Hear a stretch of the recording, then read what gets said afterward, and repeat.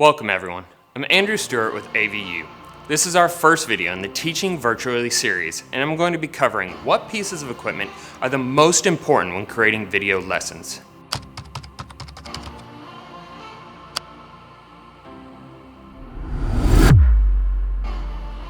I want to start this episode with a little story. It begins in the spring. A global pandemic breaks out and the entire world is affected. Well, it sounds like a script from a movie, doesn't it? But as teachers, you know that this is our current reality. But you're teachers, so you did what you do best, teach.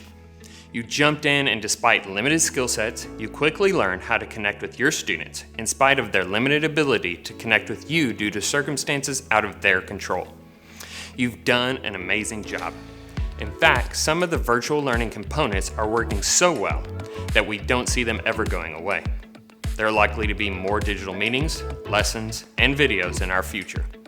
So with that being said, my goal here is to help you improve the delivery of your product and help you to make content that you can be proud of. When creating your videos, you really need to think about 3 pieces of equipment: a camera, the lighting, and a microphone.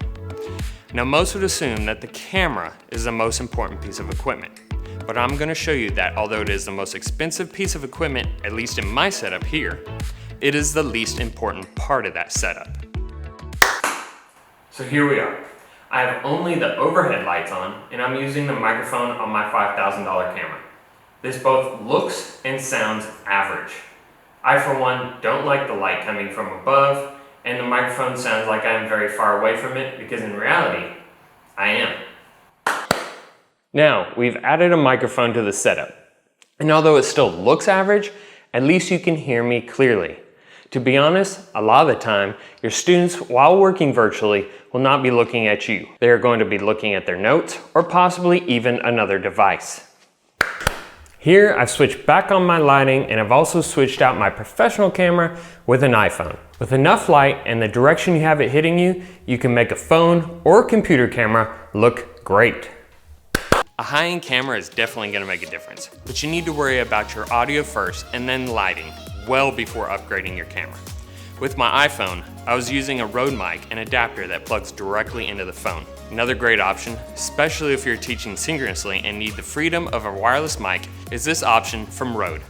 I've put the links in the description below for both devices. There are numerous microphone options, and most will work with all phones and computers, as long as you have the required adapter. I'm going to continue to talk more about both audio and lighting in future videos, so please subscribe and like my videos, and share it with your friends if you found this helpful. Thanks for watching.